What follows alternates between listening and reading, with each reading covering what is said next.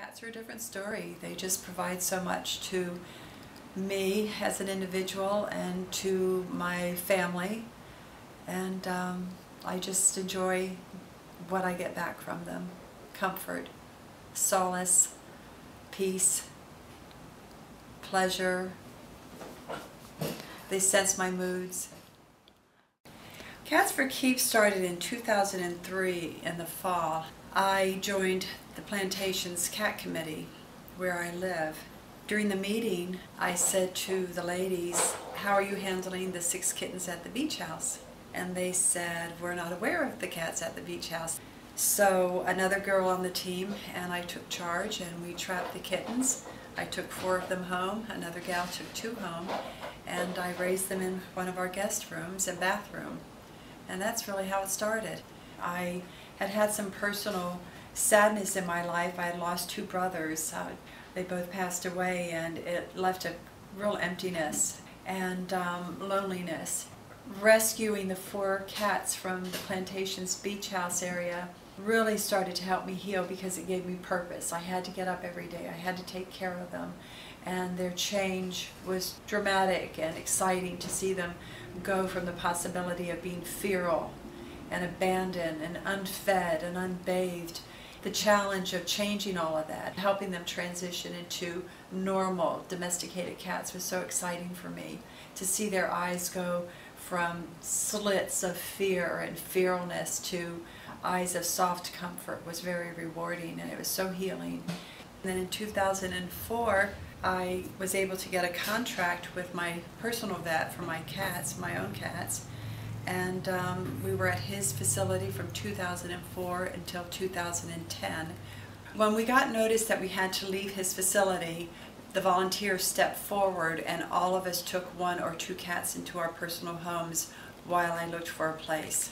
We took the building all the way back to the bare walls and built it out to accommodate us.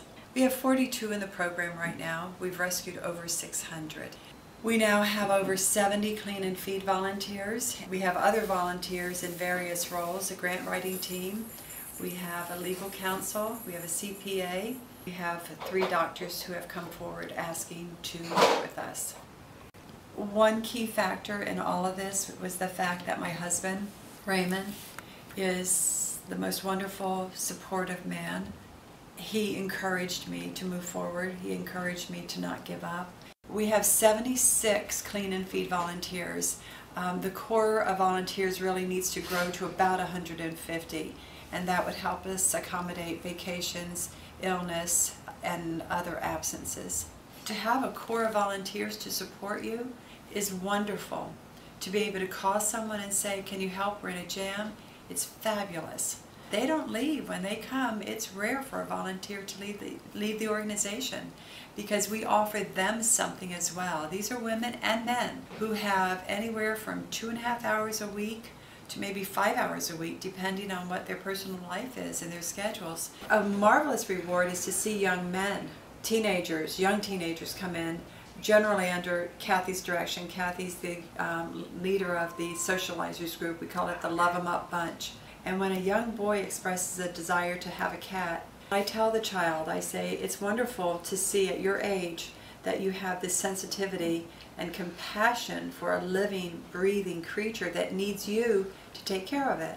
And in so doing, it gives me a look in the window of your future, because it's evidence that you are a kind soul and a kind spirit and a gentleman, and that you're going to treat people the same way that you treat your cat, and that's with tenderness and love, affection, and discipline." I'm Dr. Blythe Waters.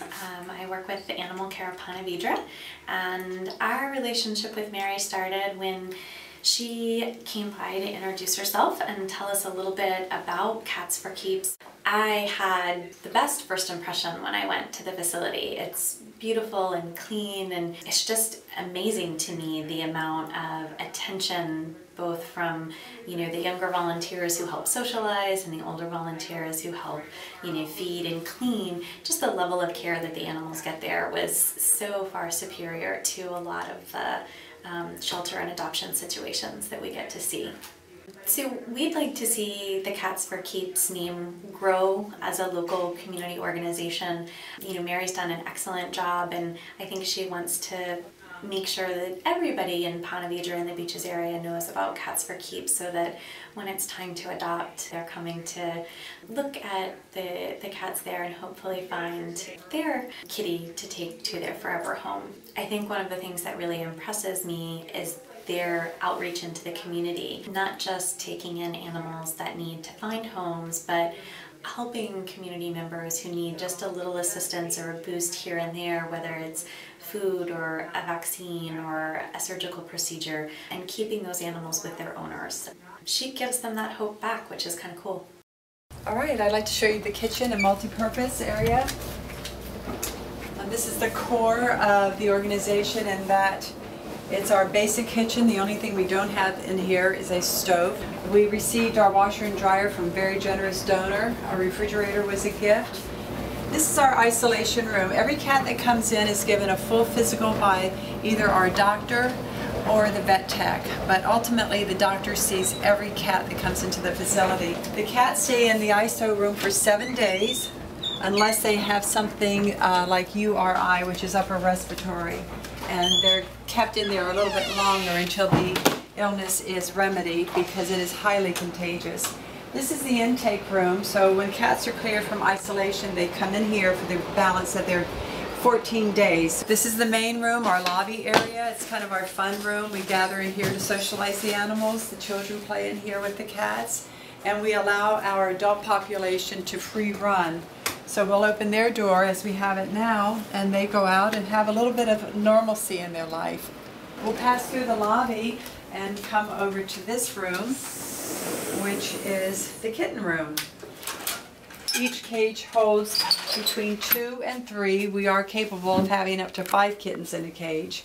That gets a little bit crowded, but it's still doable because of the construction of the cages. They're very, very amenable to that. And the last area of the facility is back here. People have been very generous to us here in Ponte Vedra, and anything we don't use we pass on to other shelter organizations. And we're always grateful to take products like that. Again, I have to tell you, I could not do this without the core of volunteers that we have working for us. It takes a lot to run a business like this, and it takes a lot of good people who are disciplined and have the energy, but most of all, it takes good people who have a love of animals, cats in particular, for this organization. Thank you.